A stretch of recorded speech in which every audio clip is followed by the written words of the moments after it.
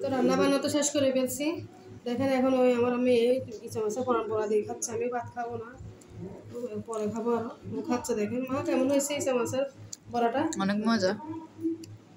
এখন ওই পরুল দিয়ে ইচ্ছা মাছ আনছে, ওটা খাও।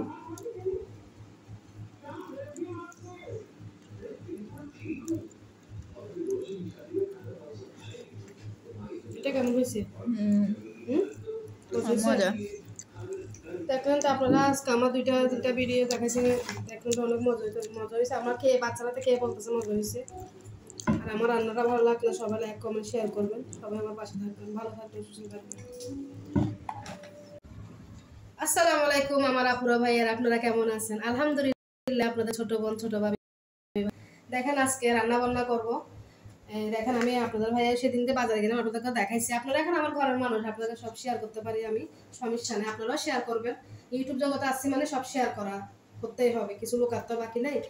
দেখেন আমি ওই দিন বাজারে গেছিলাম, যে সেদিন পরুন নিছি। এখন আমি পরুনটা চুলে ধুই নেই, এখন কুটিয়াটা নিছি, আলু দিছি। দেখেন আজকে সকালে ভেঙ্গারের মধ্যে কেকসি মাছ আসছে। শীতকাল আস্তে আস্তে বেড়ে গেছে, আস্তে আস্তে আমি কি করছি 1 কেজি নিয়েছি, 80 টাকা দিয়ে নিছি 1 কেজি। 60 টাকা বলছি, দেয় নাই, বেলা বলছে 80 টাকা। তাহলে আচ্ছা টাকা নিয়ে আমি এটা ফুটে গেছি। ওখান থেকে আবার দেখেন কতগুলো আমি চিংড়ি মাছ পেয়েছি।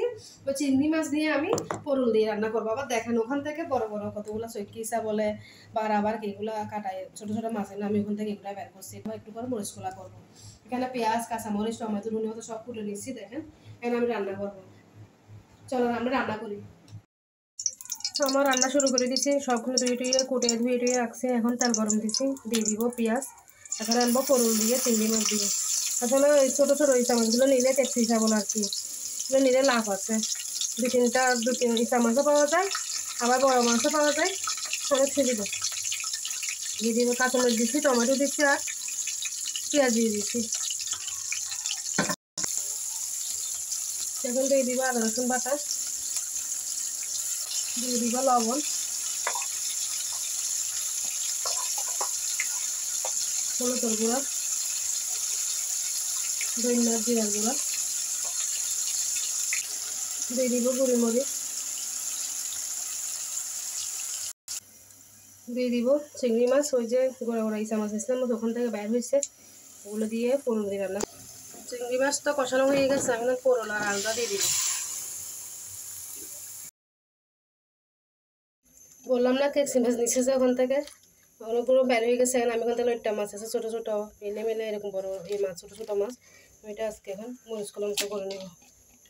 এগুলো এটা আপনার ভাই অনেক পছন্দ, আবার ছোটো ছোটো মাছ অনেক পছন্দ করে।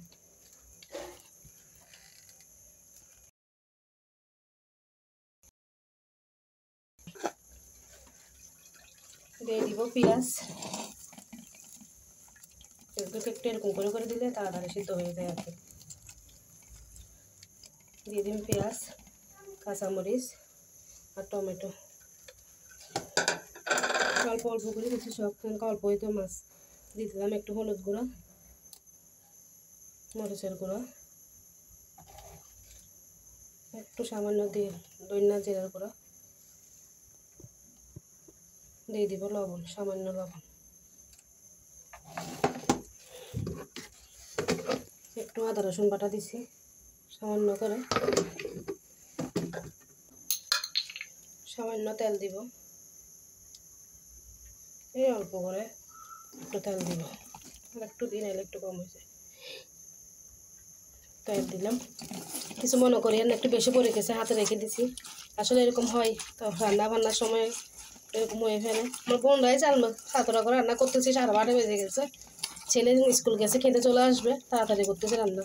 আসলে গোড়া মাছগুলো বাঁচতে অনেক সময় লাগে। আপনার আপুরা ভাই তো জানেন, এরকম কেকসি মাছ নিলে ছোটো ছোটো ইচা মাছগুলো নিলে বাঁচতে একটু সময় লাগে। বসা দিচ্ছি হাতে মাখানো ছোটো মাছ। এখন ওই ইচা মাছ নিয়েছিলাম তো ছোটো ছোটো ইচা মাছগুলো আমি কি করছি বেটে, কিছু তো ইচা মাছ আইছে ওগুলো রান্না করছি, কিছু বড় বড় ছোটো ছোটো লইট্টা মাছ আর কি হচ্ছে ওগুলো তো রান্না করছি, আমার দেখাইছি। এখন এগুলো বড়া বানাবো। আমি অর্ধেক রেখে দিছি ফ্রিজে, অর্ধেক নিচ্ছি। এখানে আমি দিছি 2টা ছোটো ছোটো আলু, কাঁচামরিচ, পেঁয়াজ, ধনিয়া পাতা, টমেটো আর মসুরের ডাল দিছি। দেখেন আমি এটা একসাথে করে এখন ভাজবো, ছোটো ছোটো করে দিব। ইচা মাছের বড়া, ছোটো ইচা মাছের বড়া।